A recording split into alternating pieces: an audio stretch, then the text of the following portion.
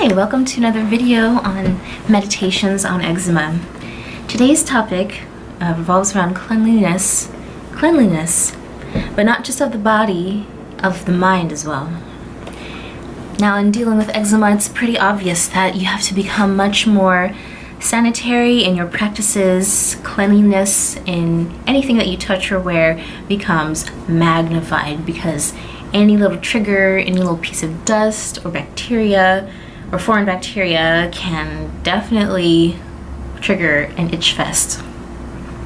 But the other aspect of cleanliness that is really important to keep intact, to maintain and to increase, is the cleanliness of the mind, the way that we think about having eczema, our thoughts, our self-talk about it.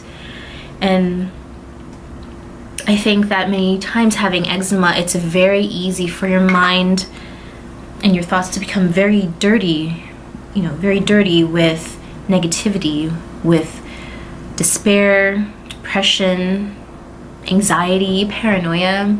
I know that like 12 years ago when I was 20, I was studying at San Francisco State, and I just had one of the worst flare-ups of my life.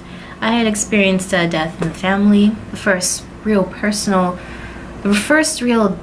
death I experienced with someone I actually knew personally, and it just completely took over my whole system. I mean, my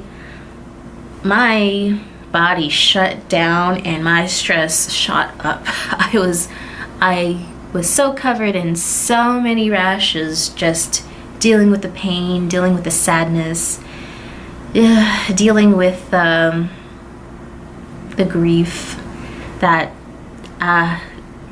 I think for me and my body, just scratching was one of the ways that I dealt with it, one of the ways that I just expressed my sadness and my grief. And it was a lot, and it was so much that it literally covered me from head to almost my toes, pretty much from head to toe. And I just felt like a human rash. That's how I thought of myself. I thought I was a human rash. I thought I was a failure in healing, in health. I thought I looked like a burn victim, that I looked super damaged, and I felt damaged, and it just compounded the stress I was dealing with and letting go of my godfather.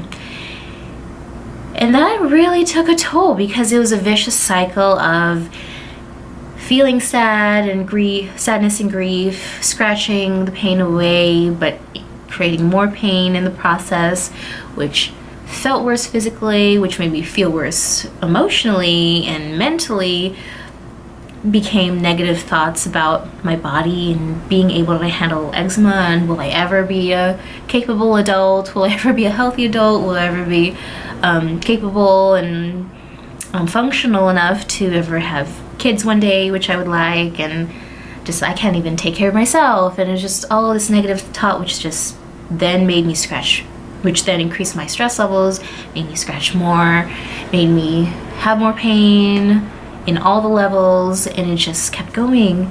And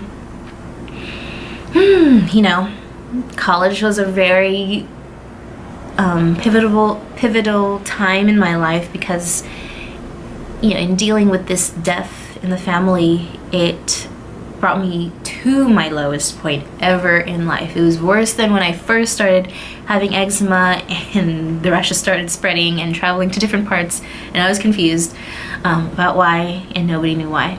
It was worse than that. It was just a complete life takeover.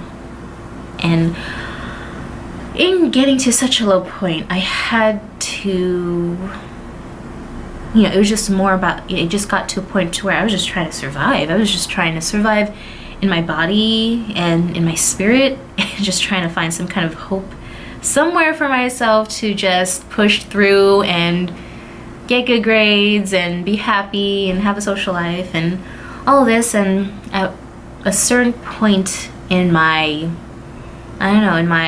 descent into this horrible vicious cycle of eczema, I realized that, I wasn't born this way and I don't want to die this way, and there has got to be an answer out there somewhere. I am still alive. I am still living and ticking. I'm breathing. There's got to be something out there. And, within a week of having that resilient thought, that more positive thought of having hope for an answer or just at least more relief from dealing with eczema, I discovered traditional Chinese medicine. Met a dermatologist who was referred to me by another Chinese practitioner, traditional Chinese practitioner that my mom was seeing for other reasons, and it all happened within a week of just changing my mindset, of just cleaning out of all the dirt of the negativity and despair that I was thinking of, and I just only focused on hope and only focused on finding an answer. Yeah, I was gonna get hit with this rash and that stressor and this stressor. Life was gonna happen, and I had been taking it for 20 years, so I figured I can continue to take it. It hasn't taken me all the way down yet, so I'm just gonna, take it blow by blow, rash by rash, until I find answers, until I find relief, because if I can think it, I can make it. If anything can pop into your mind or your heart about what is possible, it is. Because you've thought of it. You've already had the idea. All it needs to do is manifest. So, I feel like I kind of went on a little bit of a tangent, but basically, try to keep your body and mind clean, because you decluttering all the stuff that is not serving you is just going to get in the way and be an obstacle to the things that can help you become a much more happy and functional human being on this planet.